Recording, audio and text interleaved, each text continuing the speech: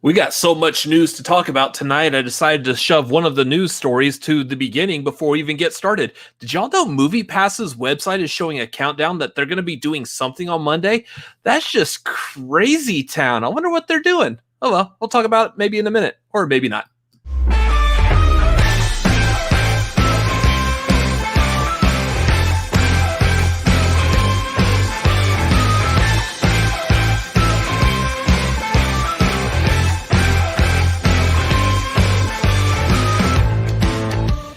What's going on, everybody? It is Tuesday night, 9:30 p.m. Central Time. It is time for the tagline. We are the Cinefanatics. My name is Robert Adams.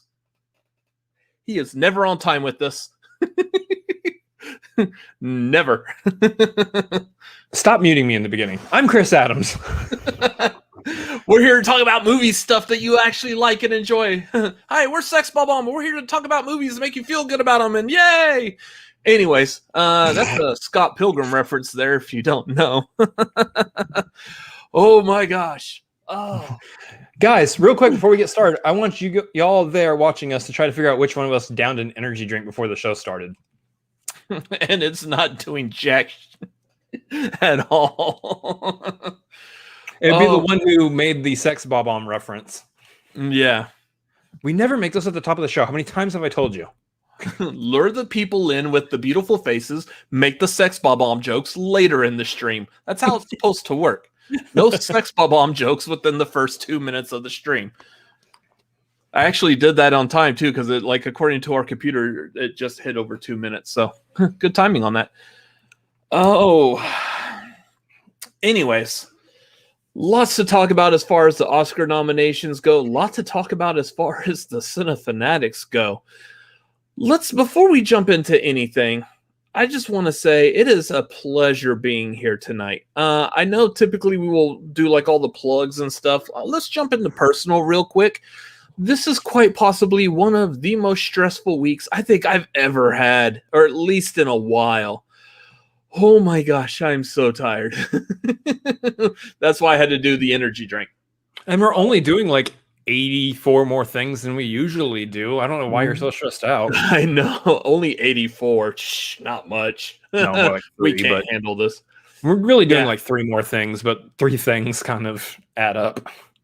Guys, we are doing a lot behind the scenes to help grow this channel and other things that will be announced pretty soon. So yeah, I'm not complaining about the stress. I like the fact that I'm stressful because I've lived like most of my life just not doing anything at all. So it's nice to be like always like on the go type of thing. But man, whew, it's rough sometimes. I understand.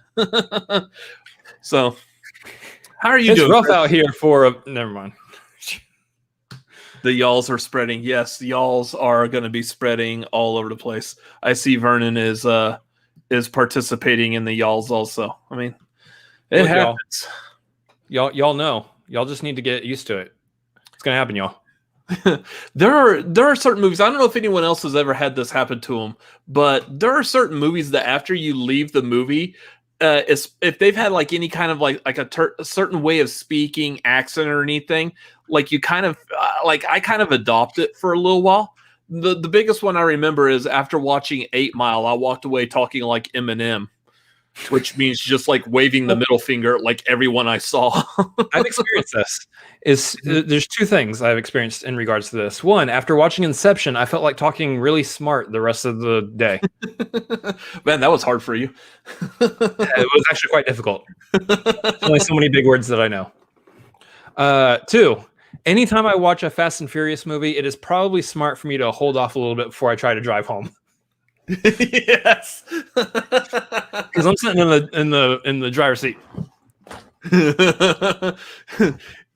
You're like, and I have like a standard automatic drive car that has like no boost in it. It's just straight factory. There's no aftermarket anything. I'm just throwing it into park and reverse. That's all I'm doing. You don't even have an aftermarket stereo system in your car either. You have no aftermarket anything. No, I have an aftermarket trunk because I got that's hit. right. Yeah, you do have that. My back end is aftermarket, and you can quote me on that. Very nice.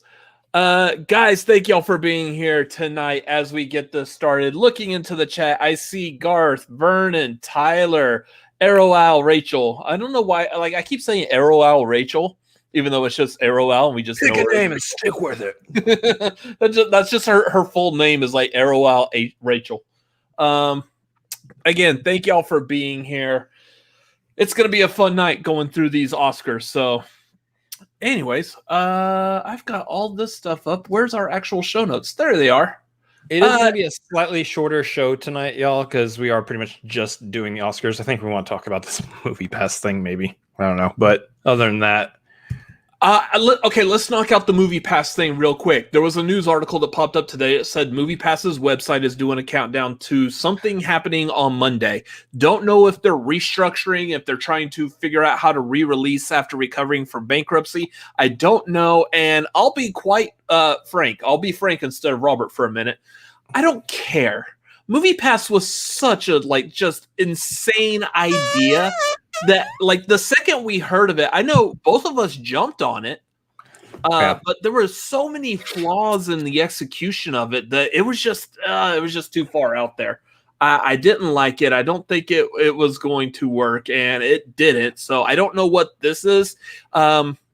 If it turns out to be something cool and extravagant, maybe we'll talk about it next week on Tagline, since this is apparently counting down to Monday. So I don't know what else they could possibly be doing. And honestly, at this point, it feels like no matter what they do, I'm just going to flat out movie pass on that. Garth said something funny, but it won't let me click on it yet. Good night, everybody. Good night, everybody. Good job. Anyway. Yeah. There it is. Maybe it's a movie Passover event. Look, it might be accurate. Yeah. So don't know what they're doing, but yeah. Anyways, as usual with live streams on pretty much any YouTube channel nowadays that you'll find, if you have questions, comments, if you're feeling generous, you wanna help some brothers out, streamlabs.com/cinefanatics. Look, we see that 95% of our viewers aren't subscribed to our channel. So if you could hit that subscribe button. All of you who are watching that are very likely subscribed to us right now anyways, just click it off and click it back on. Just that'd be cool. I don't know if that does anything. Right. Confuses the heck out of YouTube. That's what it does. Anyways, 18 viewers, what? Yeah, if y'all would like to donate anything, streamlabs.com/cinefanatics or super chat if you so choose. Patreon. Streamlabs is better. Streamlabs is better. Oh, most definitely. Patreon.com/cinefanatics. Stuff coming up on that tomorrow night at the Maverick level. We will be doing our movie trivia, play along, testing, quizzing. That is going to be tomorrow night. And I can't remember what time I created on that graphic. Where's that graphic at? I don't know where my graphic is. I can't find my graphic. Anyways. Malcolm, I appreciate the unsub and resub. I'm pretty sure that if you do that 30,000 times in a row, just immediately, the YouTube algorithm will be like, oh, these guys are popular. Hold on. They're losing people and gaining people like crazy. I don't think it actually does anything, but yeah. YouTube is too smart for that. Yeah. Anyways, I can't see that crazy graphic anywhere. There it is. I got it. So tomorrow night, apparently at 7 Pacific, 10 Eastern, is our movie trivia if you're on the Maverick tier. So hop on Patreon at that tier for that. The 27th, Saturday the 27th, we're doing the Patreon watch along of Kong Skull Island. That's in anticipation of Godzilla vs. Kong. That's at the end of this month, so get ready for that. Yeah, so that's what's coming up on Patreon. Again, I believe there's also a Blu-ray giveaway for that too. So if you are on the Dude tier and you're at the watch along for that, you are automatically entered for a chance to win Kong Skull Island on Blu-ray. So dope. Thank you, Vernon. Dope. So other things happening this week. Thursday would typically be when we release the ranking, our ranking for stuff. In anticipation, yeah. Oh, there it is. So bad. Where is he? Where is he? Oh, there he is. I was trying to get to it before you. Yeah, good job. Anyways, Thursday's typically when we release the rankings. So, like last Thursday, we ranked our top 10 DCEU heroes. This Thursday will be the top 10, or not top 10. We will be ranking the 9 DCEU movies. This time we're going to do a little bit different. It's actually going to be a live stream because I don't have time to edit a video together this week for this. So we will be doing it live. It should be a lot of fun. So we get to hear your opinions, your comments, everything. This will not include the Snyder Cut. Mainly because I'm not sure if we're going to get a chance to see all 4 hours before we do the ranking anyways. But yeah. This is going to be fun because we get all the people who love the DCEU who go on everybody's YouTube video and just cry and complain about every single thing that person says. We get a chance for them to show up live, whether they will or not, I don't know. But if they do, we get to utilize our mods for the first time, really. Yeah. So yeah, if you're a mod, you might want to be here to help defend us because just in case the people who hated our opinion on Aquaman come back and call us awkward men again. Yeah. People don't like our opinions of DC. I don't know why. I love DC. The movies suck, but the movies haven't been great. But I mean, people don't like our opinion.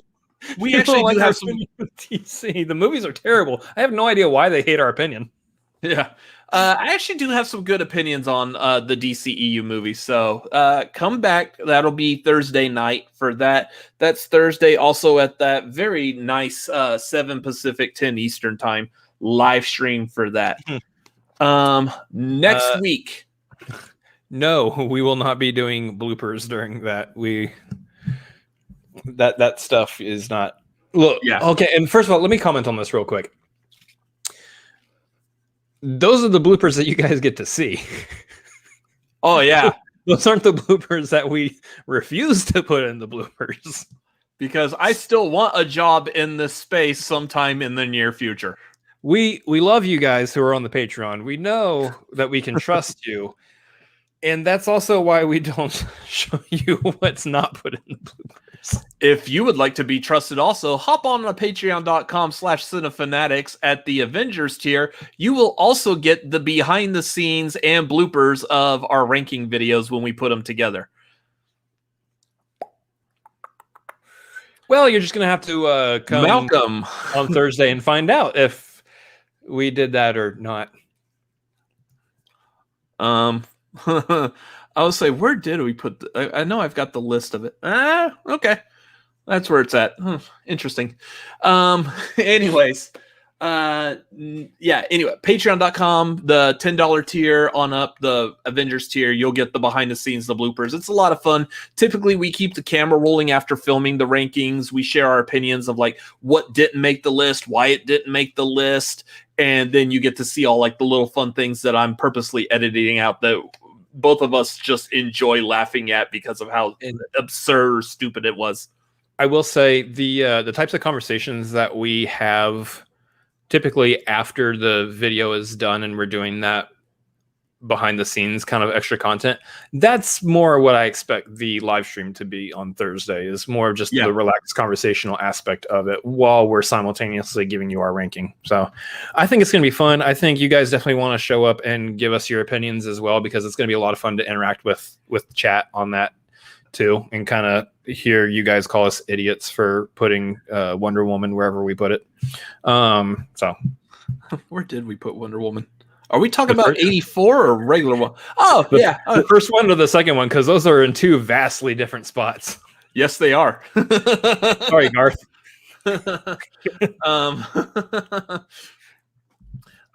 Anyways, next week, there will be no ranking. No ranking of anything next week. I forgot what the ranking is for the week after that, though. I think that's where I know one ranking coming up for in celebration of Mortal Kombat. We are looking at ranking video game movies. That'll be a short list. Sonic the Hedgehog, number 1. There you go. Moving on. Sonic, number 1. Detective Pikachu, number 2. The old Mortal Kombat, number 3. Everything else, 10.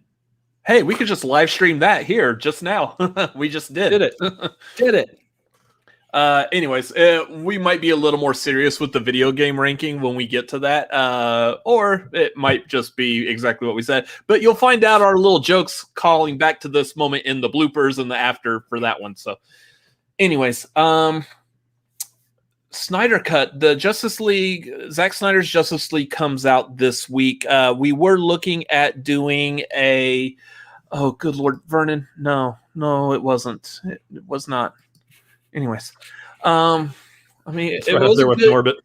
Here, I'll say this: it was a good video game movie. If the comparison is any video game movie directed by Uwe Boll, then yes, it was a fantastic movie. It was like damn near Citizen Kane. So yeah, Snyder Cut comes out this week. I know we were looking at. We were looking at doing a review for it. I think that what we're going to do in the essence of time and how our videos play on this channel as of right now, we are going to push our Zack Snyder's Justice League review to the tagline next week. So come back next week, next Tuesday, we will be reviewing Zack Snyder. We will be reviewing tagline. We'll be reviewing the Zack Snyder's Justice League live for y'all to roast us on that one too. Here's the thing. Will it still be relevant to talk about Zack Snyder's Justice League on Tuesday? According to current reviews, how it sounds, yeah, it will be. It might be. What little I've seen, I haven't really read any reviews. I've just seen like the titles and like one sentence things. I feel like this might be a relevant movie to talk about for a while for like multiple levels, which we'll dive into on the review. But yeah, I think it's going to be something very worth noting. This weekend, though, after we have had a chance to watch the Zack Snyder review, we will be doing a public watch along this Saturday of the original version of Justice League, the Joss Whedon version. So we can basically, at that point, we'll probably have a strong opinion of Zack Snyder's, and we'll probably maybe poke fun of the Joss Whedon one just a little. It's going to be fun. It's going to be fun. I'm eager to see like how much of a vast difference is. Yes, I said vast difference on our stream. If y'all want to watch the Zack Snyder, then come back for the public watch along of Justice League. I think it's going to be a lot of fun. We might make like some references. I'm hoping not to be too spoilery for the Zack Snyder one. So there might be things we could chuckle, laugh at. Who knows? We got to watch the Zack Snyder one first, but it might be a poll of the audience. If everyone there has decided that they've seen it or whatever, or don't care about spoilers, then we might be able to have some fun with that. But otherwise, yeah, I like that. And then also this coming Friday, we will be starting, and I think this one's going to be Friday at. Where are we looking at? At about 7:45 Pacific, 10:45 Eastern is going to be our first review breakdown for episode 1 of Falcon and the Winter Soldier. Oh, yeah. That will be, again, like we did with WandaVision, this will be live on this channel. So come back, we'll discuss this episode, and we'll talk about basically how Mephisto is probably behind everything in this TV series as well. Very likely not, but I mean, we could just try. I like the image that said Mephisto in the winter Mephisto. Yeah. I think I saw that somewhere. That's pretty funny. But yeah, that'll be on Friday as well. Also, anyways, I don't know how you guys feel about the term Fat Wuss, as we had deemed Falcon and the Winter Soldier Fat Wuss before, but let me just break this down real quick. If we say it on a live stream, deal with it, because I'm not out here trying to say the Falcon and the Winter Soldier. That's 9 syllables. Fat Wuss is 2. Get over it. Why use many words when few do trick? I use lot word when few word do trick. So Fat Wuss will be on Friday. Okay. Oh no! So I heard I read this earlier that somebody was saying that Falcon and the Winter Soldier Fat Wuss is going to tell us what happened to Captain America post Endgame, and I'm literally looking at all the comments to this, and all of them are going, "He died. He's old. He's dead. He's not alive." He handed off his shield and he handed off his shield and died. He was like 100 and something.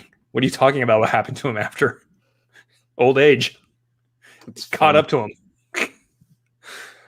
him. Anyways, before we jump into the Oscar nomination news, because that's pretty much all the news we have to talk about tonight, what have y'all all seen brand new this week?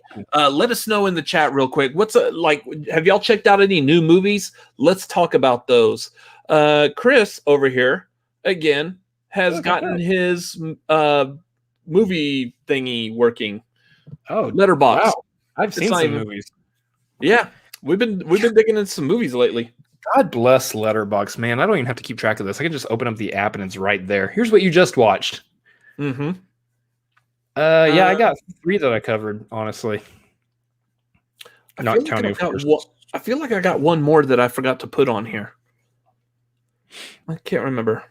Anyways, I know in reference, like I was saying, when we were going over the Golden Globes, and there was a lot of movies that were ranked on the that won and nominated for Golden Globes, and like a lot of them I hadn't seen yet. So I was talking about trying to catch up on some of these movies before we get the Oscar nominations. Well, was fairly successful at that. There were a couple of more movies I watched, very much enjoyed. So I'm kind of eager to see how these go, especially when we get into the Oscar nomination talks. I did catch up. I watched the Ma Rainey's Black Bottom and Trial of the Chicago 7. Which those 2 are on my list to still watch. I didn't catch up on either one of those. There's those 2, and I still want to see A Sound of Metal. Yeah. I think those are on my current list to watch, to catch up on. Yeah, I meant to watch a few of these before we talked about them tonight, but I could not get to it. There were some other movies that I did watch, not this last week, but some other movies I caught up on. So you basically just caught up on Oscar movies, right? Yeah. Let me hit just the few movies that I did see real quick that I can briefly talk about. So I caught up on Doctor Strangelove, or How I Learned to Stop Worrying and Love the Bomb. That's good. Yeah, that's right. I've been wanting to watch that one for a while, and that's finally such a good movie. Sat down and watched it. Yeah, it was really good. It took me a minute just to I kind of wanted to sleep on it overnight, think about it, because just how the whole story plays out and what it's about and everything. On top of the fact that it's a pretty good comedy too, but I just wanted to think about it for a minute and kind of really feel, do I like the direction it went? Yeah, it's good. I liked it. On a movie on a completely different tone scale, The Departed. I watched that for the first time. I've been meaning to watch The Departed for a while also. There was some good fun in that one too, but for the most part, that one was a little bit more straight-laced because it's Martin Scorsese, and he usually does stuff a little more straight-laced. Whatever the heck that means. But it means a lot of people die. Yeah, a lot of people die. And by the time it's over, the body count is so hilarious to me. It was good. It's really good. I think I'm generally a fan of Martin Scorsese and most of what he does as a director. Pretty much all his stuff is good. I need to watch The Irishman because I want to see if my opinion is the same as Kate Mulligan's. She hates it. She hates The Irishman. That's actually out of all the Martin Scorsese gangster type movies, I think like Irishman was one of the ones I want to say that's probably almost my favorite out of all of them. Really? I need to go back and watch The Departed again. I like for some reason something just didn't catch with me.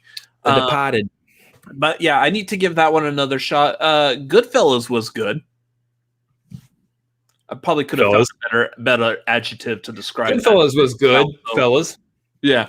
I think the main thing I think like with The Irishman because of how long it was, I do believe I watched it on one of our flights out to LA. I think, if I'm remembering correctly, I think I did watch it on a flight and just had good headphones, so I was able to just really focus in on the movie. And I think that's what made it that me being able to center on that because I hate flying kind of really helped me like enjoy that movie a little bit more. Yeah. I mean, I've gotten used to it because we were starting to do flying a lot more often, and then the pandemic hit, and now I feel like I've got to get used to flying all over again. So start over. If you can find a way to finish that, Garth, I would recommend it. I know like that movie's like super anxiety driven, so I understand if you don't, because I think that's a good movie. The Safdie brothers, their stuff is good, but you have to be able to put up with being like hyper anxious the entire time. And I mean, it's visceral. It's real. It's really in it. But man, by the end of that movie, whew, it was good. Yeah. And then the other ones I caught up on, I'll just breeze through those real quick. I watched Spy Game, which was, I believe, Tony Scott? Tony Scott. Yeah. Yep. That was Tony Scott directed with Brad Pitt and Robert Redford. You need to make sure you remember your directors for some weird reason. Yes, we got it. That one was good. It was just, I'm never gonna watch it again just because like it kind of lost me like halfway through before they kind of got back to it at the end. It's fine. It's not like highly recommended from me, but wait, really? My Blue Steve Heaven. Martin and Rick Moranis in a better version of Goodfellas. Okay, I'm game. That is a noted recommendation there. That will be watched at some point. Hamstrakt up here, he pointed out one. I'm kind of curious. I've heard about this. Boss Level is being like another one of those like time loop movies. Fun and bloody version of Groundhog Day. For the most part, I like the time loop movies. Yeah. I even like that made for TV 1201 with Jonathan Silverman and Helen Slater. Martin Landau and Jeremy Piven. Let me just name the entire cast. I even liked that movie, and it was boring as all get out, but it was still interesting because I think that was the first movie I watched that had the time loop as the storyline. So, yep. Yeah, I heard a lot of people talking highly of Boss Level. Last movie I watched was Insomnia. It was basically outside of The Following, which was Nolan's first. Insomnia was like the last big Nolan movie I needed to watch to pretty much be caught up on pretty much his entire directography. I just made that up. It's definitely not his best movie. It was good. It's not his best movie. Pretty much everything else on his directography that I just made up is better than Insomnia, but I was definitely into it because it is the most subdued I've ever seen Al Pacino in a role. Like he was... Mm-hmm. He wasn't like his normal loud Pacino self. He was very... It's also a very, very weird role for Robin Williams. Yeah, that too. And for me, like I enjoy... I stop and take in and enjoy whenever I get a chance to watch a Robin Williams movie that I haven't seen because it's like I'm getting a new Robin Williams movie because we're not going to get new Robin Williams movies. So it's kind of one of those... just soak it in and enjoy it kind of a thing. Well, may I recommend 1 Hour Photo? No, I'm not watching that. That one I'm not watching. Pass. Anyways, since we're talking about the subject of watching movies, if y'all been following us on social media or anything, you'll know that there is a big announcement coming up very soon. It's coming up so very soon that there's a potential chance that this announcement may be coming up within the next 24 hours. So that was out of our hands. there might be an announcement that's out of our hands that's coming up, but I don't care. I am eager for this announcement. If it happens in the next 24 hours, you will still see in some form or fashion us talking about this announcement as well. So not saying what it is. Like I said, it's probably going to be on social media, probably in the next 24 hours, possibly, maybe. I don't know.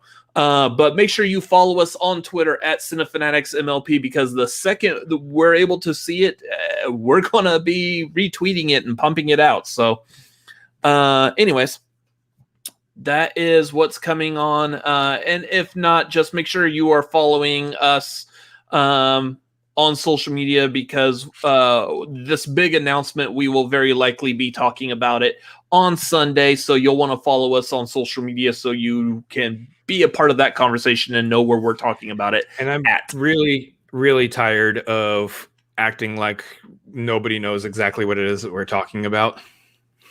But kind of. Less than a week. We'll get there. We'll all get there. Then we can stop using stupid code words. Yeah. Anyways, let us move on to movie news. We're going to be covering the Oscars. The first thing I wanted to cover before we actually get into the Oscar nominations proper, I wanted to get into first right off the bat the ones that were snubbled. Snubble. That's right. This is our snubbled Oscar nominations. So I just felt like throwing snubble in there would be cute, and I knew this one would appreciate it. That one you're going to have to wait for. That will be revealed later. There is a connection to a bag of chips. It is coming. I think that's the one that I think even people who are able to guess or know what the announcement is, they're like, what does it have to do with the bag of chips though? We don't get that connection. Are you guys really being sponsored by Frito-Lay? I wish. That would be nice. I'll take a lifetime supply of potato chips. Yeah. So I want to go through real quick because I do want to talk more about the actual nominations. But some of these, looking over, Regina King didn't get a nomination for One Night in Miami, which I've heard is fantastic. Regina King has already won an Oscar. And I believe, if someone correct me if I'm wrong, but I believe this is actually the first Oscars where we have two women nominated for Best Director. So having Regina King possibly in that same group, that same party, sounds like that would have been fun. So yeah, I need I want to get a quick video sound clip of you'd have to censor it, of course, but of Billy Belford. This is bull. Yeah. Let's see, Jodie Foster, I guess she won the award for Best Supporting Actress for I want to call it The Mandalorian, the Mauritanian. Y'all know me in words. So I don't know anything about this. This might be one I'll have to go back and look over. There's one in particular I want to talk about on here. I'm going to skip it for right now. We will come back to it because I believe it's probably the biggest one of all. Tom Hanks, though. Isn't that weird? I just said I'm going to skip this one because I think it's the biggest one of all. Now I'm going to talk about Tom Hanks.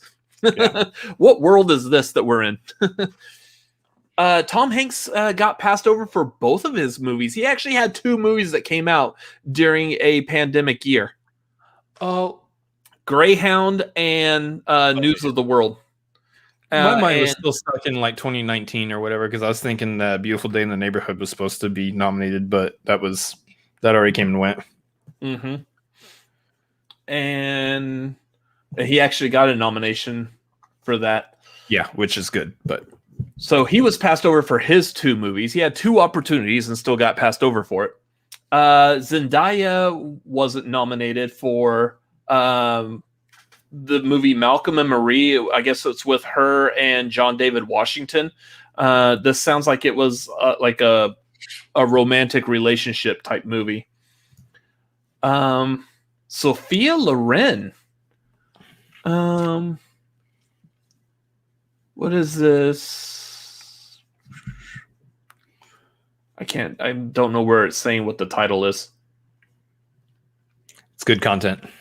Yeah. Oh, The Life Ahead. So, again, I don't know anything about this, but I know Sophia Loren. Honestly, I didn't know that she was still acting. But she's been like a fantastic, like very well-known, well-respected actress for a long time. This is the one. This one's what I'm interested in. Alan Kim, 8-year-old star of Minari, which is I guess it's a Korean film that's up for Best Picture. I hadn't really heard of this movie until the nominations.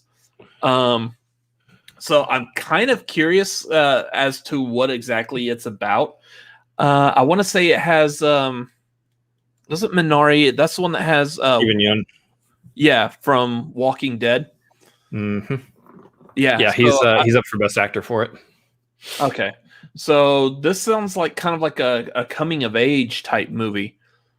I don't know if this is right form to say it, but after Parasite winning last year, I am down for like any like Korean movies nominated for Best Picture. Parasite was really good, and I mean, if this is right up there with it, I'm all for it. I do like coming of age movies though, so yeah, I mean, especially after like just the wonderful like wholesome material that is of Bong Joon-ho getting all of his like awards and everything from last year, like. Oh my gosh, that provided the internet with such wholesome material for an entire year. So we got a lot of these still. I want to quickly run through them. Jared Leto for The Little Things. I heard he was super creepy in that. That got passed over. Movie part. This one I'm gonna come back to. This one I'm gonna come back to because it's all related to the other one. And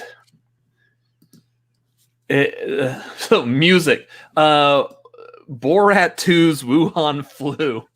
Like, why? I don't know. I don't know why anyone thought that would potentially be up for a nomination or should get a nomination.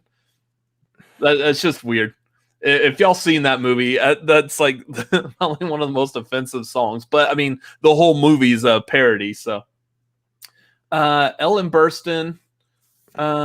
For Pieces of a Woman, another like Sophia Loren. Ellen Burstyn is a very highly regarded actress. This one, Amy Adams for Hillbilly Elegy. I've heard like a lot of bad things about this movie. I hadn't heard too much good about it. Yeah, this movie is up for both like Razzies and for Oscars.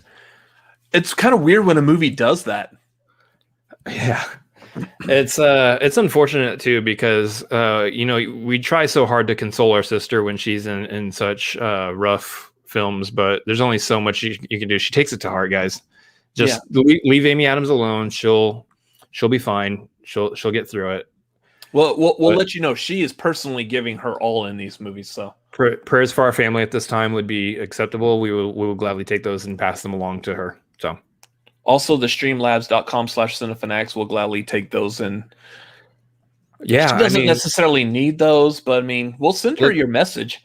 After she got so hurt from this film, she doesn't know if she wants to act again for a little bit. So go ahead and send in those Streamlabs, and we can pass those on to her to help her out during this time.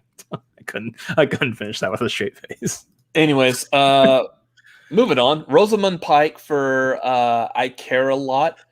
This one I heard some decent things about as well.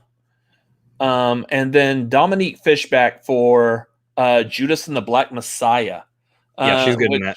She's like one of the only people from this movie that acted in this movie that wasn't nominated. Like both Lakeith Stanfield and Daniel Kaluuya got a nomination, but she didn't. So yeah, she was really good in that movie as well. The one I want to go back that I passed over here was talking about the Five Bloods. So you got Spike Lee. Spike Lee was snubbed for the director of it, and then you got Chadwick Boseman was snubbed for acting in it.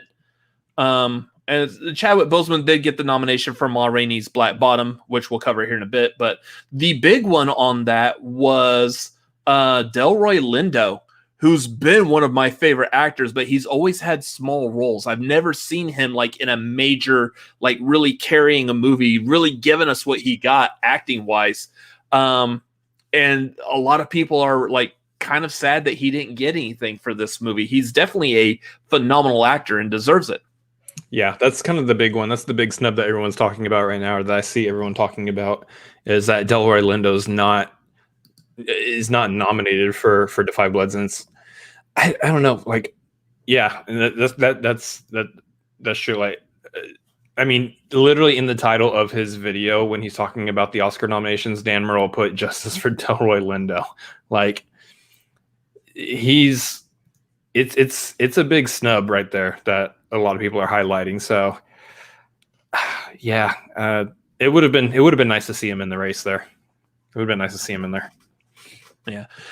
So going through the actual Oscar nominations, I'm basically kind of like what they do in the Oscar show itself. I'm going to start at the bottom, work our way to like the bigger awards. Started from the bottom, now we're here. Oh, okay. Best visual effects. Yeah, there's no Marvel movie in this. For best visual effects, because there wasn't a Marvel movie released. I know. For best visual effects, the only ones I'm aware of that I've seen on here are Mulan and Tenet. Mulan had some great shots. Unfortunately, they probably would have looked better had we seen them on a big screen. The one and only Ivan was on Disney Plus. That was Bryan Cranston with the ape. I'm guessing that the ape was a visual effect, but I don't know. For this, I'm pretty much gonna go out on a limb and say it's gonna be Tenet. I would probably give it to Tenet. Tenet had some really cool visuals in it. Like I said, Mulan had some good like shots, but I would actually is it up for cinematography? No, it's not. I would have put Mulan in for cinematography for that. The Streamlab from all of the chat said, "No one is buying your Amy Adams story." Thanks. Look, all of the chat. It doesn't matter if y'all buy it or not. All that matters is that after this stream is done, we have to go console our sister. Look, just okay. And you think I'm stressed right now? Appreciate the donation, all of the chat. Yeah, thank you. Best film editing. Father, No Man Land, Promising Young Woman, Sound of Metal, Trial of the Chicago 7. I will probably give it to Trial of the Chicago 7 based off of what I've seen that's on this list so far. Some of the cuts in there were just really good, especially because you've got basically the whole movie's about the trial, but it does also flash back to like what they're talking about in the trial. They're like, hey, do you remember what was going on back on campus at this time? And it flashes to that without actually like breaking the flow of the movie. I thought the editing was fantastic on that for that reason. Yeah.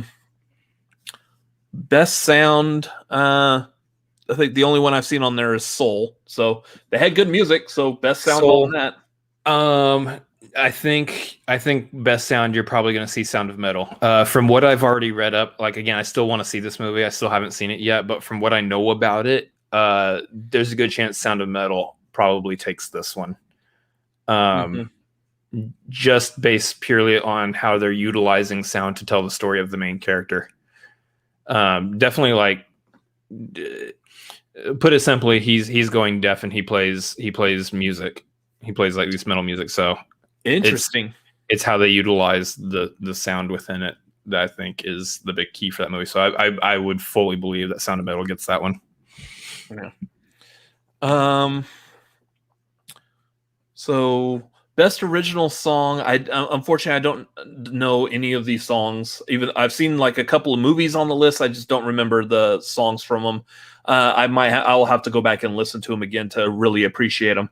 Especially because I will tell you from watching Judas and the Black Messiah and Trial of the Chicago 7, I'm willing that those songs are really beautiful and powerful. based off of what the movie was about. Best original score. This one I will give it to. I'm going to go out of all of these. I'll go with Trent Reznor, Atticus Ross, and John Batiste. Now I know John Batiste is not in this picture because I couldn't find one of the three of them together, but this would be Trent Reznor and Atticus Ross, who we would say for Mank, but Soul, I believe they won that at the Golden Globes, so I will say that they probably get it for the Oscars as well. No, the two sound categories have been meshed into one this year. I think they're just trying to like save some time and stuff, but yeah, it's only one award this year for the two. Yeah, it's just best sound. I'll go Soul on that one too. Makeup and hairstyling. I mean, I hadn't seen Emma. I do like the period pieces wardrobe on that. I will go probably with Ma Rainey's Black Bottom just because, namely because of Viola Davis's look throughout that movie. The way they made her look was like spot on. Like I can't really describe it. Like you could tell that she. I don't know. She was a queen. So there's that, and then there is, if you look at Hillbilly Elegy, you look at Glenn Close and how she looked in there. There's a good chance that's going to be potentially up for it too. So, best costume design. That's kind of in the same reign. In fact, I think it's like it is. It's like, wait, no. Mulan is in there instead of Hillbilly Elegy. Otherwise, it's the same exact movies. There's some really good choices in there between Emma, Ma Rainey, heck, even Mank and Mulan. There's some really good choices in there for the costume design. Yeah, I could see Mulan getting it, but again, I haven't seen Ma Rainey, so you can speak more towards how their costumes looked. And then, of course, Emma we know is a period piece, and those always get entered for costume design. Yeah. Again, like everything from Ma Rainey, I will, as far as costume, everything, I will focus on Viola Davis's Ma Rainey. Just the way they made her look was just so good. And she looked like, going back, they show pictures of the real Ma Rainey afterwards, and you could just tell she looked phenomenal in that. I do like that. Yeah. 9 Inch Nails winning an Oscar for a soundtrack filled with jazz music so surreal. I would love to see that happen, though, because that would be amazing. Keep in mind, this is the same guy that "You Let Me Violate You" type of. Okay. Yeah, that's the only part of that song I can sing, really. Is that something about an animal? Something about an animal, yeah. Yeah. Doing something like an animal, yeah. Doing something like, okay, what's next? Cinematography. Cinematography again. Like this one, I'm kind of sad that Mulan was not on here because I think Mulan actually was really good on this. Again, based off of what I've seen, I would actually probably give it to Nomadland on this one because the way it looked was beautiful. Even though they're supposed to be basically showing a bunch of like nomad campsites, RV parks, that type of thing. The inside of an Amazon shipping warehouse. It all looked good. It was beautifully shot. And they did a good job with that. And then usually the world will probably be like that too. You usually get that with movies that are based solely on like nature shots. Like that's where you're going to see a whole lot of like really good cinematography. But I will say that Judas and the Black Messiah, you definitely have to give a hand to cinematography in that one, just in how they captured some of the more high intensity moments. And there were high intensity moments in that movie, and they captured them perfectly.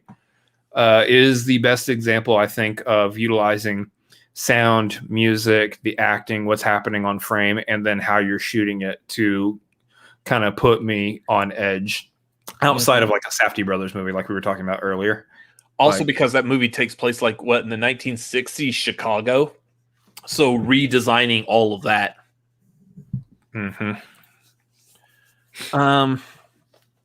Production design, I'm gonna pass on that. Animated short film, I don't know.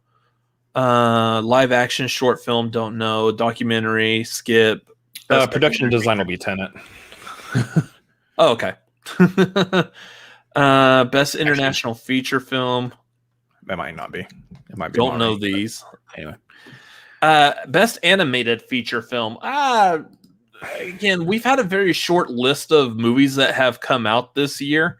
And I think you can really tell by at least looking at the animated feature film. So, I mean, my money is easily going to go with Soul. Oh, I was going to go with Shaun the Sheep. Yeah, okay. Farmageddon? Come on, it's called Farmageddon. Get him off. It's called Farmageddon. No, it's obviously it's going to be between Soul and Onward because those are the two Pixar movies, and it's always coming down to Pixar. And I think while Onward has a story that I think connects with me a little bit more, Soul there's a reason they pushed Soul onto Disney Plus instead of delaying it. They wanted it out for this award season, and it's going to win. Also, it was just a really good movie, and I think they just wanted to bless the people with like a good movie during the holidays in a time of a pandemic where everyone is just like crazy stressed out and whatnot. That was a good move on their part. Let's see. Hamstrakt says Wolfwalkers. Wolfwalkers is nominated. It's in there too. I haven't seen that one, so I would have to see. I would have to look at that one. He also said that he believes my octopus teacher for documentary will take it. So I will trust his opinion on that. Documentaries I usually don't catch up on as much. Just because there's always so many actual movies that we got to get through too. Oh, did you just say actual movies? That's wrong. I don't mean. I have a hard enough time keeping up with the feature films. It's called feature films. There you go. I was going to correct myself. Say actual movies. God, I'm going to stop you right there before you destroy our channel. Actual. Yeah. Best adapted screenplay. Kind of interesting on this one. I know a lot of people were asking about why Borat was on here and what's it adapting. It is adapting the character of Borat that was created for the Ali G show on HBO eons ago. So therefore, because it's based on a character whose ideas and storyline already pre-exist, it's an adaptation. On the flip side of that, best original screenplay, you got, I know a lot of people were questioning the Trial of the Chicago 7 because they basically bought like the rights to a documentary before creating the screenplay or right after, something like that. So while it is an original screenplay, it is based loosely off of the documentary that was made of it. It's kind of confusing how that's allowed to work. So yeah, out of them, I have no idea on the original. I mean, Judas was great. Again, I hear fantastic things about Sound of Metal. You said Trial of Chicago 7 was great. Promising Young Woman was good. Again, I'm probably in the group of people that was like the ending of it. Okay, ending was a little weird, but the movie itself pretty good. Adapted. I mean, Borat was good. Nomadland was good. I haven't seen the other ones. No, I think you'll see Nomadland on that one probably. I have a feeling that Nomadland's probably going to end up being one of the big winners of the Oscars this year. Yeah, I just have this gut feeling. So moving into Best Supporting Actress, so we've got Maria Bakalova for Borat, Glenn Close for Hillbilly Elegy, Olivia Colman for The Father, which Olivia Colman's one of those like Meryl Streep. If she's being nominated, if you're watching the Schmodown, we really need to be like Olivia Colman. That really doesn't have the same ring to it, does it? Meryl Streep. No. Amanda Seyfried for Mank, and okay. Yoon Yun Jung. Sure, that one for Minari. It's not that I don't want to say it. I have a hard time. I don't want to pronounce it wrong. I don't like mispronouncing names. So I give it a shot. Olivia Colman, she I want to say that she's won before, very recently or whatever, and she like gave like one of the best speeches. She won for what was it? The one with it was like the Queen or whatever with Yep. Cruella. Yeah. Who's playing Cruella? Emma Stone. Oh, Emma Stone Emma Stone and Rachel Weisz. They were trying to be like her, like who's her lover, her helper type of thing. Olivia Colman won for that, and that was a good movie. She's one of those that you want to see win it just to see the speech that she's going to give. Yeah. Was it the favorite? Yeah. Yeah. Malcolm says the favorite. Only spelt the British way. The favorite. With the U in there. The favorite.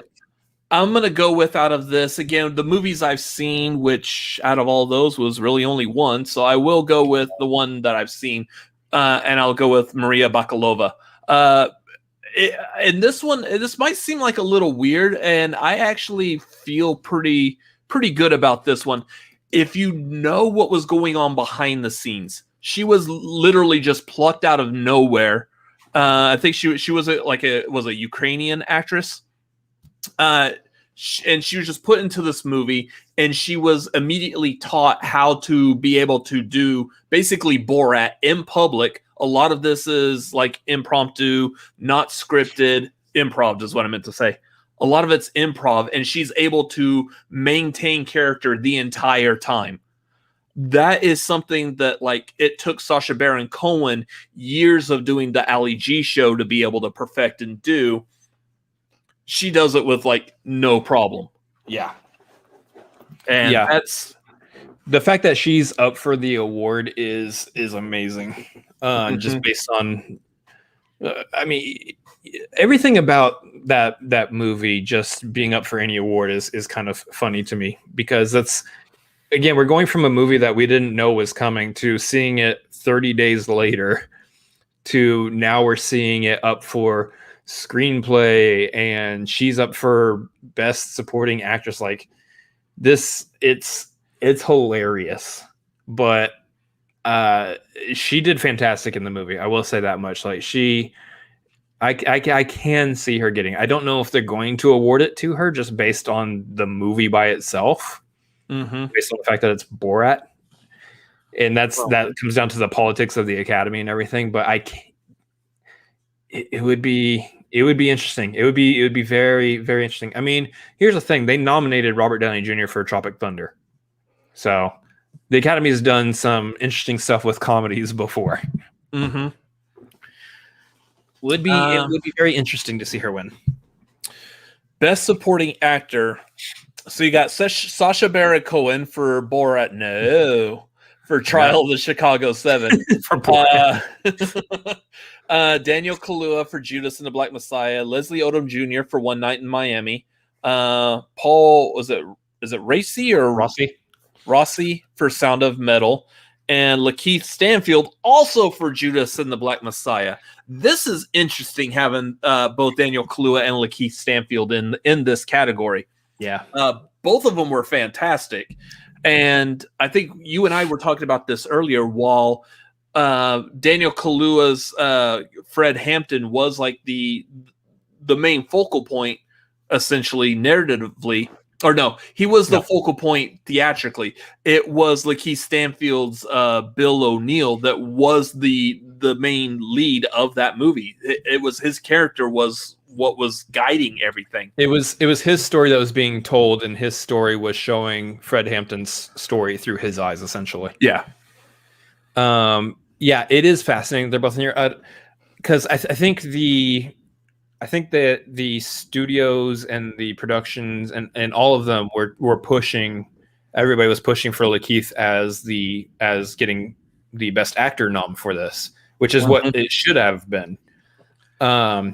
So when it came up that they were both up for best supporting, I don't know if you saw the tweet or the note that Lakeith Stanfield put out going, I don't even know either, but yeah, cool. Works for me. LMAO. Yeah. Here's, all right. Here's the sign of a man who's like, look, I don't understand it, but I'm just glad to be nominated, to be honest. Yeah. So I mean, my pick out of those, I'm gonna go with Daniel Kaluuya. Yeah, I thought same. he did a phenomenal job. In fact, this is one of those that and you'll probably hear me say this a lot with some of these other ones coming up. It's one of those cases where like I didn't believe it was him anymore. I just thought like he had done so much, not only in acting, the way he talked, the way he sounded, the way he looked. Like he put on some weight for that role too. Yeah. So I mean, he went the full like 9 yards on this. Yeah, that's my pick. Also, is Daniel Kaluuya. Yeah. Gosh, Although who's the lead actor then? There wasn't one. They're just both supporting actors. Apparently, that movie only had supporting actors in it. No, they're supporting one another. Lakeith Stanfield was the main actor. I will give a shout out though to Sacha Baron Cohen because he's watching this. For his role as Abby Hoffman, it was so good. Those of y'all who, if you're not familiar with like the history of whatever, Abby Hoffman was was also in Forrest Gump, the guy wearing the American flag during the protest that where Forrest was like, "Hey, sure like to say the F word a lot." That was also Abby Hoffman, but I thought Sacha Baron Cohen did phenomenal as him, and it was the perfect role for him. More perfect for that than if Sacha Baron Cohen ever played Freddie Mercury. Oh man, I wonder. Side note: what would that movie have looked like if it was Sacha Baron Cohen in that role instead? My gosh.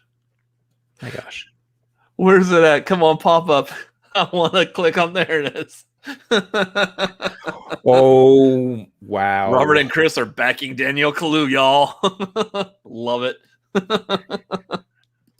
That's so good. Wow. So let's go Best actress. Best actress. You got Viola Davis from Ma Rainey's Black Bottom, Andra Day, who I believe won the Golden Globe for United States versus Billie Holiday, Vanessa Kirby for Pieces of a Woman, Frances McDormand for Nomadland, and Carey Mulligan for Promising Young Woman. Again, I saw Ma Rainey's Black Bottom, Nomadland, and Promising Young Woman. This is going to be a situation where it's like, who's going to get it versus who should get it, probably. Yeah. I'm going to guess it's between Frances McDormand and Viola Davis here. That's where I would kind of want to go with it, but Andra Day winning the Golden Globe is going to be a huge push for her. Especially because she's playing Billie Holiday. That's a pretty like sacred role to portray in a movie like that. Me personally, I will lean more towards Viola Davis. And I guess I could have brought this picture up when we were talking about like makeup and costume and stuff. She just looks amazing here. Like this is such a good look for her for this movie. I love it. Like they did such a good job with her on that, but she acted the heck out of that role. Heck. It's one of those, like, go watch her in a movie like, say, Suicide Squad as Amanda Waller, and then watch her in this, and there's no way you recognize her at all. Stop by fences along the way. Yeah. Yeah. I just talked about opposite ends of the spectrum, but... Yeah. Hamstrakt agrees. Viola all day. Viola all Davis. Yeah. Yeah. Just leave it to Garth, okay? Just let Garth handle it. Okay, fair. Yeah, so there's a chance that you see Andra Day win this just because of the Golden Globe, but man, I wouldn't be surprised if you see Viola Davis sneak in there, and maybe even Frances McDormand being in that conversation too. This is the kind of the Oscars and Frances McDormand go hand in hand with this. I mean, she won for the 3 billboards. The billboards, 3 billboards Outside of Ebbing, Missouri. Yeah, good job. You need to know the whole title. Yeah, you will need to know the whole title. I know. Harley Quinn and the Fantabulous. Oh, good Lord, no. I might have to ask about that. Anyways, this is, Nomadland was the type of movie that Frances McDormand would win an Oscar for, and not because it's that like predictable. She did a good job. That was in her wheelhouse. That's where she thrives, is that type of movie. So I would love to see her still get it for that, but I would love more for Viola Davis to get it for Ma Rainey. So good. Yeah, and of course there's the side of it that you just want to see Ma Rainey take a lot just because of the Chadwick Boseman side of things. Which I would love to. Yeah, we're about to get into that. I just want to see that movie have a huge amount of awards just to honor. Like, and I know that's not how awards work. It's you on. Stop it. You honor the individuals and all that specifically, but I don't know. There's a part of me, just the heart side of it, wants to see that movie honored for Chadwick Boseman's. I think it was his last movie, right? Yes. So the movie was dedicated to him. Like, that was one of the first things. Like, after the movie ended, one of the first things that popped up was dedicated to Chadwick Boseman. So, best actor, you got Riz Ahmed for Sound of Metal, Chadwick Boseman for Ma Rainey, Anthony Hopkins for The Father, Gary Oldman for Mank, and Stephen Ewan for Minari. Gary Oldman is another one of those, like we're talking about Meryl Streep. He's on the male side of that now. You've got Gary Oldman in here as the male Meryl Streep. Every time there's an Oscar, Gary Oldman's going to be up for something. I love that Stephen Yeun is in here. Seeing Stephen Yeun get an Oscar nom is fantastic, because that's one of those people that you watch their career go from like their TV show to getting an Oscar, being nominated for it is huge. Anthony Hopkins has enough Oscars already. Pass. We love you, Tony. We're just kidding. You can only call him Tony if you know him. And then like it's Hamstrakt brings it up. Riz or Chadwick, no one else has a shot, and I think that's the truth. Well, that makes it kind of easy for where my opinion is going to go, because I haven't seen Sound of Metal yet. So guess which one I'm going with? I'm going to give it to the king here, Chadwick Boseman. He did so good in this movie. Oh, I loved it. I think it is Chadwick. I think out of the two of those, it's between the two of those, and I think it is Chadwick here. I mean, he got the Golden Globe posthumously, obviously. I think he's going to get the Oscar, and I don't know if his wife come up and give another heartfelt speech again. That'll make him the third person to receive a Best Acting award posthumously. After what's his face for Network, the guy the one who did the Mad as Hell and I'm Not Gonna Take It Anymore. Oh, and then of course Dark Knight for Heath Ledger. So that was supporting, but still overall acting. Oh yeah. The thing about this is that for Chadwick Boseman to not only be nominated but to win this for Best Actor, knowing that this was his last movie, that means you have to understand that he put that big of a performance, that heartfelt of a performance on the table while going through what he was going through. Yeah. And I don't know if you necessarily need to actually take that side of it into consideration for giving someone an award. But for me, the average person out here, I can't not think about that. I can't not think about when an actor is putting it all on the line while battling through something very real in their actual life. Yeah. Like that's huge. So 100% give him the award. Let's call it a night. Done. Yeah. And yeah, Garth's pointing it out also. It was Peter Finch was in Network. So yeah, I would say give it to Chadwick. Even if Chadwick hadn't passed away, I think his performance was still so good in that. Like I agree. I don't want to say it's just because he passed away, because I know a lot of people. You see a lot of criticism on the internet in public about that. I don't believe that at all. But yeah, he did a phenomenal job. I hate that. I hate the idea that there's criticism of that, because like on the flip side of it, like, okay, but he just did a really good job. What happens if he actually was the best one? Are you saying I don't? Yeah. Are you saying I don't give him the award just because he died? That's Yeah. messed up. That's not right. Yeah. So moving on, best director, Thomas Vinterberg for Another Round, David Fincher for Mank, Lee Isaac Chung for Minari, Chloe Zhao for Nomadland, and Emerald Fennell for Promising Young Woman. I think we can agree on this one. Yeah. Here's the thing. I'm a huge David Fincher fan. I love David Fincher's work. Like I'll even go back so far as say I liked Alien 3 and he hates that movie. But David Fincher has done great work throughout his career.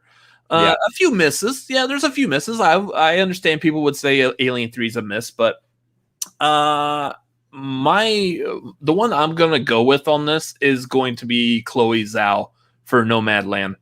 Yep. I just thought it was very well done as far as like from a director point of view, the way it was all put together, shot, the feelings, the emotions. I think she nailed it. And yeah, I'm gonna be ecstatic to see her win this.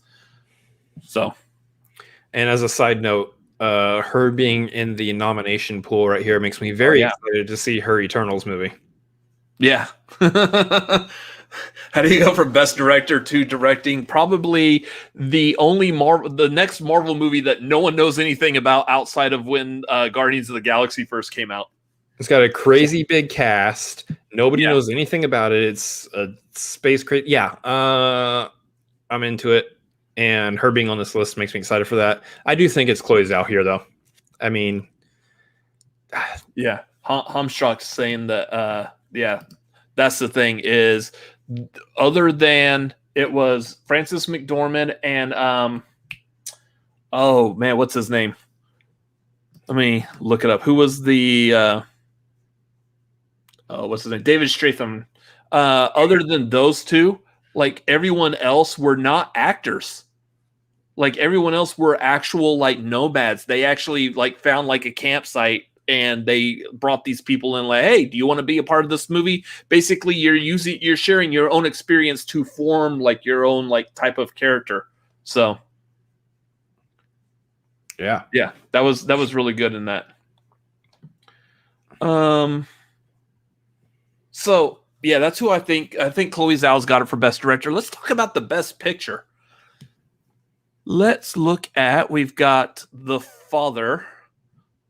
Judas and the Black Messiah, Mank, Minari, Nomadland, Promising Young Woman, Sound of Metal, and The Trial of the Chicago 7. Yeah, it's huge that The Five Bloods isn't in here. That was I was gonna go back to that, going back to talking about like snubs and stuff. You're allowed to nominate up to 10 in the Best Picture category.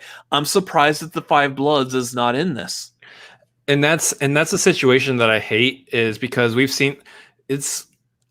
I want to say that they only hit like that 10 like 1 or 2 years maybe, but since they've upped it to 10 movies, they've never actually hit 10 movies in there, and that's ridiculous to me because we know that a nomination by itself is prestigious alone, not just the win, but a nomination itself is prestigious.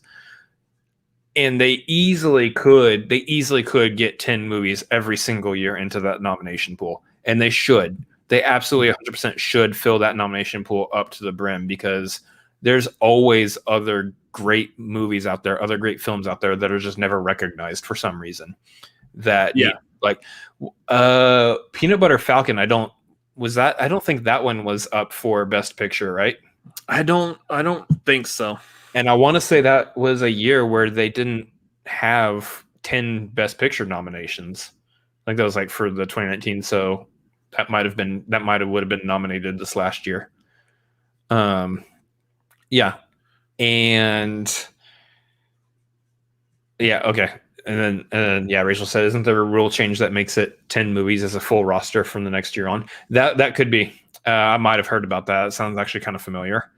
Like it wasn't a full on 10 this year. Like it's just been slowly increased, or no, they have always been able to nominate 10. They just haven't, and I think going forward, it sounds like they are going to fill all 10 spots going forward, which they absolutely 100% should. because I would have definitely said Peanut Butter Falcon needs to be in that conversation for the year it came out, and it wasn't because they just didn't fill up all 10, and that's dumb. A movie like that needs to be recognized like that. Yeah. Also, for example, we've seen it before. I'm surprised Soul isn't in there. Soul can be on a Best Picture and Best Animated as well. So Pixar's done it. So yeah, I'm kind of surprised by that. Again, as with the past couple of years, I know for the past 2 years I've been able to knock out all the Best Pictures before the Oscars air. I think you did it last year, right? I got close. I think I was off by like 3 movies or something. Yeah. So I definitely am not going to let this year be an exception as well. Downside on this though is Mank. Again, I love David Fincher. I like Gary Oldman. And I'm kind of interested. I like movies that talk about like the behind the scenes of other movies. Unfortunately, as much as William Bibiani hates me for saying this, I'm not a huge fan of Citizen Kane. Yeah, I know. I get it. It's possible. There's movies out there you like and don't like. We're not judging people here. Get off. This was the last video that Cinefanatics will ever put out. Yeah. Little did we know this was the last time anyone has seen Robert Adams. I want to thank you all in the chat. Appreciate it. It's been a good one. And maybe I just need to give it another shot. I would say like a couple of the Orson Welles movies I haven't been able to get into. Much respect to Orson Welles though, because he is definitely like the auteur type movie director. He directs what he wants to do and he gets the approval and he gets it done. So all the power to him for doing what he likes. But I love Orson Welles movies. The Muppet movie was fantastic. Him as Unicron and Transformers, the movie was just chef's kiss. But joking aside, some of his movies have been about like very existential type of things. That was a gift, by the way. Yeah. It's been very existential, and I've just had a hard time really getting into it. You really have to be in that mind frame to understand what was his passion, his thinking, his meaning, and there's a lot of deep meanings to what he does. Citizen Kane, I really had a hard time getting into it. Now, it also probably doesn't help that I already knew the twist ending to Citizen Kane, which pretty much everyone knows now. So yeah, Rosebud, as we all know, was his favorite box of Twinkies. I got that. But he was found with 20 bars of homemade soap shoved down his throat. It's a total mystery, said police about the death of Robert. I'm so sorry, Bibbs. No. In a testament to William Bibiani, he has given me like a list of movies and stuff that I need to watch to be like, hey, you don't like Orson Welles, you need to watch these movies and like get an appreciation type of thing. So acquire the taste. Yeah, it was like that's one of those like I don't care if you don't like it. You just need to watch it. You'll like it, and you'll shut up about it. He didn't actually say that. I'm making that up. I'm not putting words in the great Bibiani's mouth. But no, but he definitely Bibiani's definitely a person whose opinion I respect. And if he says I should be liking Citizen Kane, well, by golly, I'm going to watch Citizen Kane again and try to like it. But yeah, I think it'll probably help, at least for me, watch Citizen Kane again, try to get a better understanding of it, and then watch Mank. So, and I definitely think I'm going to do that. I think I'm going to put those two back to back at some point. Space yourself. No, I'm a commit. No, they might not be on the same night, but yeah, there you go. I definitely think I'm gonna put some time to watch both of those, both Citizen Kane and then Mank, following it before the actual awards, so I can have an educated opinion on Mank. Until then, though, I'm in the camp of Judas and the Black Messiah here. Yeah. What did I have? So you were saying Judas and the Black Messiah. because that's the only one on the list you've seen, I believe. Nice. Sorry. I will go, like, I love Judas and the Black Messiah. I thought it was very well done. But me personally, I think Trial of the Chicago 7 just narrowly edges it out.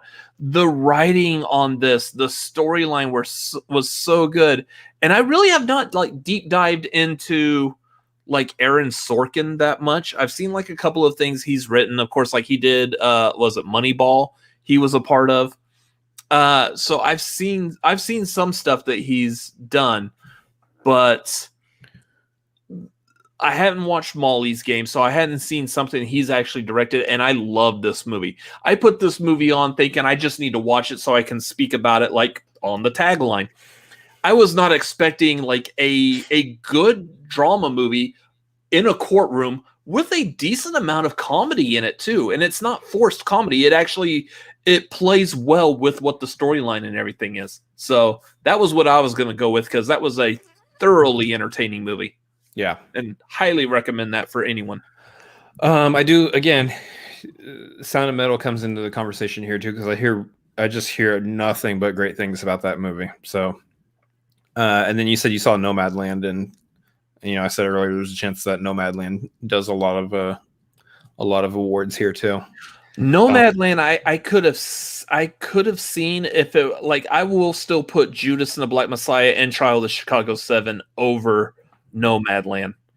And I know like some people were saying in the chat, like The Father, probably like the weakest of them. I would also probably throw Promising Young Woman in there. While it was good, again, that ending kind of just for me on the whole movie as a whole. But I love the idea. I love what they were trying to do with that movie. So, yeah, and then no opinion on Minori. Still haven't seen Minori, so we'll be watching that though.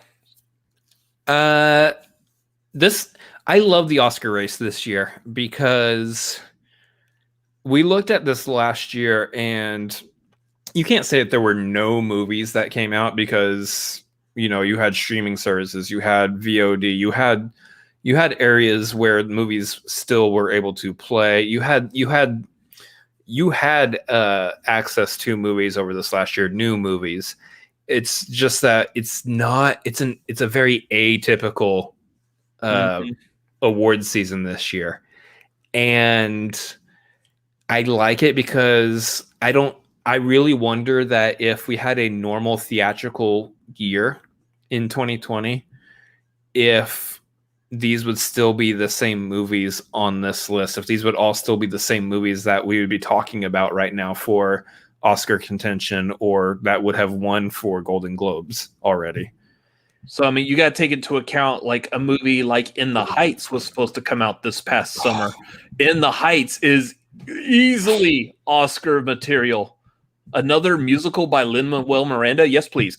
Cinematography, done. Director, probably. Yeah. Sound design, yep. Music, score, yep. Yeah, so you're right. That's one of those that could have been sweeping the Oscar nominations that we won't see until next year's Oscars, hopefully.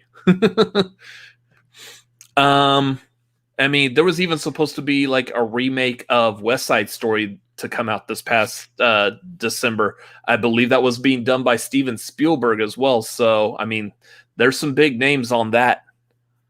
So yeah, it's who knows? Yeah, it really is interesting to think about. Like, where would Fast and Furious 9 fit on this list? Hey, look, I'm still upset that Bad Boys for Life was snubbed for Best Pictures, because I thought it had a clear shot. You and Josh McCouga. I know. I thought it was gonna be a photo finish between Bad Boys for Life and Sonic the Hedgehog. But I heard Josh McCouga's boycotting the Oscars because Bad Boys for Life wasn't in there. That would be something he would do. Did you just say that Sonic the Hedgehog had a photo finish? Because that never happens. He's too really fast shutter. I'm just saying, just extremely fast shutter. How expensive is that camera? We're not affording it. No one is. Unless all of the chat wants to keep telling us that Amy Adams is not her sister. I mean, just saying. So yeah, I like this. I really do actually like that we're seeing a list of movies that, while these movies definitely probably should be recognized, it's just the crazy fates, how fates have just landed these movies into this spot where other movies might have been in their positions but aren't because of how this whole last year went. Yeah. It is, obviously, like we've been talking about since we started this show with the whole pandemic and everything, that's basically been the theme of this entire dang oh my gosh, super snub, just snub. That's the hardest snub of all snubs. Was Artemis Fowl up for any Razzies? I didn't actually look at the Razzie list yet. No, but you reminded me. I wanted to mention when we were talking about it, but I actually read that Rudy Giuliani was up for a Razzie for Worst Actor. Like, he's up for Worst Actor, and I think him and Maria Bakalova are up for like a Razzie for like Worst like on-screen duo or something like that. That's wonderful. That is so good. Someone like at the Razzies just like, I got an idea. Let's see how this plays. And you're like, good job. Give that man a raise. Yeah. Yeah. I was saying something. I don't remember what it was. We're talking about the Razzies, but before that. Artemis Fowl was a Razzie. Oh, no. I got it. The theme of this show / podcast this entire year has been pandemic. Woo! Yeah. Essentially, not intentionally. That's just the movie industry has had one of like the biggest hits during the pandemic because of how just the normal system works for movies. I do like that. I feel like we're all fairly comfortable with the fact that next year everything will be back to how it should be. We'll get something like we'll get South by Southwest, we'll get San Diego Comic-Con, we'll get the Oscars back to we'll get, everybody will actually be able to show up for the ceremony again. Wait to see normal. Right? See normal again. It's hopefully sometime by the end of this year we'll get there, but before this year's up. Yeah, I'm ready to actually not talk about the pandemic on this show ever again. So, which is going to be hard because, I mean, keep in mind, this show was born on the pandemic. This show started as the pandemic started too. So we will always have that to fondly remember the show by. Great. And I'm going to be a little heartfelt nostalgic about that, because while last week we were celebrating the 1 year of this show, this week is our 50th show. That's half of 100. That's, we didn't go every single week. There's a couple weeks that we did miss, obviously, since last week was the 1 year and we weren't at number 52 yet. Regardless, 50 weeks is huge. So I get a little heartfelt about that, but yeah, it has nothing to do with Oscars. I don't know why I went down that path. It's okay. Garth, waiting for normal. Please stand by. No. Guy, I hope Fat Wuss doesn't end like that. You do not give me the please stand by. I don't want to see please stand by ever again. Yeah. Anyways, that's it for movie news because, well, there's no other Oscar nominations. One thing I do want to point out real quick for funsies though, films with multiple nominations. So you got Another Round, Borat, Collective, Emma, Hillbilly Elegy, Mulan. Apparently there was another Pinocchio movie this year, like there is every year. And Tenet both got 2 nominations. One Night in Miami and Soul got 3. News of the World had 4. Ma Rainey and Promising a Woman 5. The Father, Judas and the Black Messiah, Minari, Nomadland, Sound of Metal, and Trial of Chicago 7 had 6. And Mank is leading the pack with 10 nominations. So yeah, I've got to watch Citizen Kane and Mank. Mank and me. Oh God, no! I don't care how much Paul Rudd loves that movie. I'm not watching Mac and Me. Anyways, The awards are going to be held on April 25th, so we got a little over a month to knock out a bunch of these movies to watch, while still wanting to watch like regular movies as they come out, or just go back and watch all of the Marvel Cinematic Universe again for funsies. Going back and watching real movies. Yeah, not the ones nominated. Yeah, okay, thanks.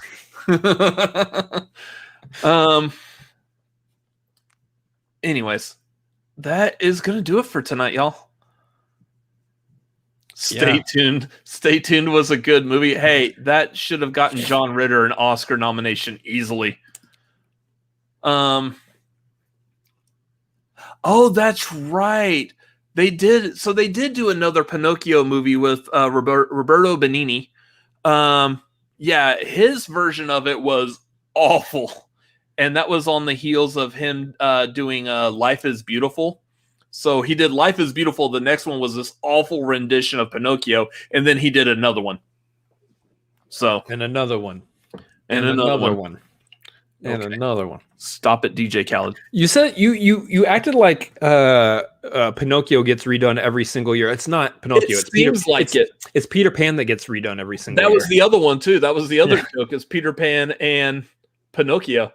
So hey, Hamstrakt says burger money, hamburger. Yeah, I'm down for a hamburger. That sounds fantastic. Thank you so much, Hamstrakt. We really, really appreciate the donation there. The fun thing though is I'm actually just going to take the money and make hamburgers because I love Whataburger, but I want some Whataburger. I do want a sweet and spicy bacon burger. Anyways, let's wrap this thing up so we could go get some food in our bellies and move on to what else we got to work on for the rest of the evening. Yeah, there is this real quick. There's another Pinocchio. It's the live action version of the Disney. That one's forward to that one. Good. Tom Hanks is Geppetto. Yeah, spelled. Anyway. It's Geppetto, but it's JEP. Oh, like this. Yeah. Anyways, Chris, do you want to wrap up what we've got going on Patreon and whatnot? Yeah, that's right. We said it at the beginning, but Patreon, just a reminder for all of you guys watching. At the end of this month, on the 27th, we will be doing the Kong Skull Island watch along in preparation for Godzilla vs. King Kong, and that is going to be including a Blu-ray giveaway of Kong Skull Island. So if you sign up for it and then show up for the watch along that's on the dude tier, you get a chance to win Kong Skull Island on Blu-ray. Tomorrow, if you're on the Maverick tier, you are getting the opportunity. It's a weird way of wording that. You have the opportunity to join us for a movie trivia study session where we will be quizzing and studying all of movie trivia. It's going to be fun. We got a lot of like areas and stuff that we want to hit and stuff that we're going to be doing. So that'll be fun, especially if an announcement happens tomorrow or not. It could be something good to jump in on and be a part of. So if you're not at the Maverick tier on Patreon, consider joining it for at least this month, because that might not be the only trivia night we do this month too. So I think as far as like Patreon stuff goes, that might be it for now. Obviously, we have the Discord. If you're not on the Patreon and you at least just want to jump in and be a part of our Discord, it's $1. It's $1 to enter that, be a part of the Discord, be a part of the community in there that's growing. And, you know, you got Garth, Vernon, Rachel, so many others are part of that Discord. And there's a lot of conversation happening in there. It's a ton of fun. So you're going to want to be a part of that. So at least $1, jump on that Patreon and join the Discord there. As far as everything else goes, I mean, you got the social medias. Follow us on all the social medias at Cinefanatics MLP. You got me at Chris Adams MLP, him at Robert Adams MLP. There's kind of a theme there. If you forget one, just remember one of the others and you're good. And that's where you can follow us and everything that we're doing. And there will be stuff to come for sure on those this week. Yep. Anyways, those of y'all in the chat, thank y'all for hanging out tonight. Thanks for just basically listening to us talk about our opinions of Oscar nominations. I know sometimes it can be kind of like a dry subject. I hope this was like some entertaining conversation for y'all. Thank y'all for being here. Please come back again next week. Next week we will be covering the Snyder cut of Justice League. So Vernon, I'll give away one Maverick tier to members already in the Discord in the Sweet Hang section. Leave the comment upgrade. I'll put you in the drawing for tomorrow night. So yes, if y'all are on our Patreon, or if you want to get on the Patreon, just get on the Patreon, get in the Discord, and go do that. And you can join us tomorrow night for that. Thank you, Vernon, for that. Vernon is very generous, and we very much appreciate him. Our wonderful mod, Vernon, there. Yep. And I guess, what does MLP stand for? It stands for Method Living Productions. That is the parent company for Cinefanatics and everything else that we do media-wise. Mm-hmm. Not My Little Pony. God, I didn't even want you to mention it again. Just, we got to keep that out of like people's headspace. It's a funny joke. I guess. Anyways, those of y'all here, thank y'all for watching. We hope to see y'all again. If not tomorrow night, we will see y'all hopefully Thursday night as we cover the DCEU movies ranking live right here. Make sure you like this video. Help us out with the YouTube algorithm. Give this video a like. If you're watching this on a replay, go ahead and comment down below. What were your thoughts? What were your opinions? What do you think should win as far as the Oscars go? Let us know about that down below. Make sure you also share this video. Tell your friends about us. Say, hey, we like watching these guys. You probably would like watching them too. Help share the love of this video. That's how we get the word spread around. And also, don't forget to, this is where y'all can stop playing the y'all drinking game, because this is where I say it like nonstop, apparently. Yeah, y'all need to stop. Y'all. Make sure y'all also subscribe, y'all, because, again, that's the ultimate thing that really helps bring in viewership is the subscribe number. So, like my brother was saying earlier, we can see that 95% of people watching us are not subscribed. That's a completely made up number. It's more like 96. But if y'all will all hit that subscribe button, if you haven't already, that helps us out, and it's immensely important to us. And thank you for doing that. Anyways, that's gonna do it for tonight. So y'all come back now. You hear? I used to say that like a lot too, just for funsies. But I've been saying that a lot tonight too. Everything's for funsies. Anyways. It's been a long night. We got stuff to do. Y'all got stuff to do. Let's see y'all again next week. As for myself, as for my brother, as for everyone in the chat, thank y'all for being here tonight. You're welcome, Rachel. That's a throwback to a comment I said earlier. Y'all are welcome. Yeah. We'll see y'all later. Have a great night. Later, y'all. Peace, y'all.